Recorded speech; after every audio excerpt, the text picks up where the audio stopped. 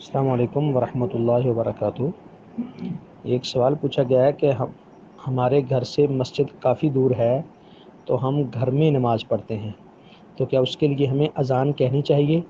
سب سے پہلی بات تو یہ ہے کہ یہ ضرور دیکھیں کہ ایسا نہ ہو کہ محض سستی کی وجہ سے آپ مسجد میں نہ جاتے ہوں، تھوڑی دور ہو۔ ہاں، اگر واقعی بہت زیادہ دور ہے کہ وہاں پر بغیر مشقت کے جانا ممکن نہیں ہے تو پھر آپ گھر میں نماز پڑھ سکتے ہیں۔ دوسری بات اس کے لیے اذان کہنے کی، تو اذان آپ کو کہنی چاہیے، اس لیے کہ نبی صلی اللہ علیہ وسلم کے دور میں ایک خاتون نے اپنے اہل خانہ کو اور اپنے خاندان کی عورتوں کو نماز پڑھانے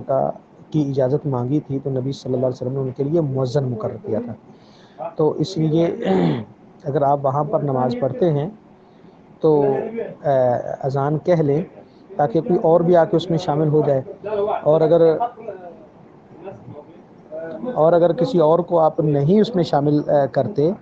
صرف اپنے گھر کے لوگوں کو، تو پھر اقامت ہی انشاءاللہ کافی ہے، اس لیے کہ اذانیں تو ہو جاتی ہیں،